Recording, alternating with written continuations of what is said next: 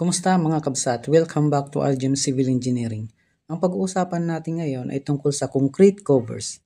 Ano ang concrete cover at ano ang purpose nito sa ating mga reinforced concrete structures? Pero bago dyan, kung hindi ka pa nakapag-subscribe sa channel na ito ay pwede nyo pong i-click ang subscribe button at piliin nyo po yung all para ma-notify po kayo sa lahat ng engineering videos na aking i-upload. Alright, so umpisahan na natin. Simulan natin kung ano ang concrete cover. Ang concrete cover ay ang minimum thickness or minimum na kapal ng concrete mula sa outer surface ng embedded na bakal papunta sa outer surface ng ating concrete. Tingnan natin guys itong cross-section ng beam. Ang concrete cover ay yung distance mula sa outer surface ng stirrups o ng anilyo natin papunta sa outer surface ng concrete. Pagdating sa poste or column, ganun din. Ang concrete cover ay yung distance mula sa outer surface ng lateral tie papunta sa outer surface ng concrete. Pagdating sa column footing, ang concrete cover ay mula sa outer surface ng ating main reinforcement bar hanggang sa outer surface ng concrete sa ilalim at saka sa side ng ating column footing. In general guys, ang concrete cover ay yung kapal ng semento or concrete para matabunan at maprotektahan ang ating mga reinforcing steel bars. Pero bakit natin kailangan maprotektahan ang ating mga steel bars? Ito yon. Alam natin guys na yung concrete ay malakas sa compression pero mahina sa tension. Kaya dito pumapasok ang kahalagahan ng reinforcing steel bars.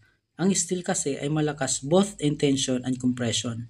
Kapag walang reinforcing steel bars ang ating concrete, magiging mahina ito sa tension, which would result to cracking and ultimately failure.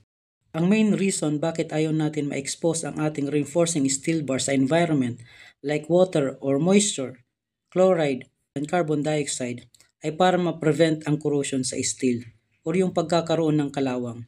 Once na magkaroon ng kalawang yung steel, ito ay unti-unting magpapahina sa kanyang strength and eventually, magpapahina din sa strength ng ating mga reinforced concrete members.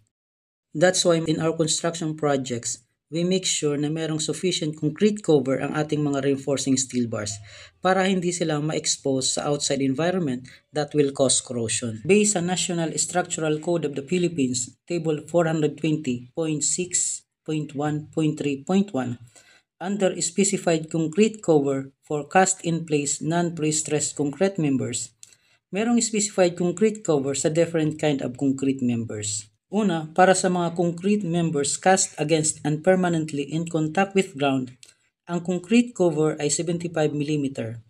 Ang sample concrete members dito ay column footing, wall footing, grade beam situated below ground level, at ibang concrete members na permanently exposed sa ilalim ng lupa. Para naman sa mga concrete members not exposed to weather or in contact with ground, meron tayong specified concrete cover para sa iba't ibang concrete members. Para sa slabs with reinforcement bars 36 mm diameter bar and smaller, ang concrete cover ay 20 mm. Mostly guys, sa mga residential building na ating pinapagawa, ang reinforcement bar na ginagamit sa slab ay 10 mm at 12 mm bar diameter lamang, which is less than the 36 mm diameter bar. Kaya ang ating concrete cover dito ay 20 mm. Para naman sa beams and columns, ang specified concrete cover ay 40 mm or 4 cm. Okay, so that's it guys. In summary, ang specified concrete cover ng column footing at ibang concrete members below ground level ay 75 mm. Para sa slab, ang concrete cover ay 20 mm at para naman sa column at beams, ang specified concrete cover ay 40 mm. Alright, that's all para sa topic natin ngayon and see you sa ating next video.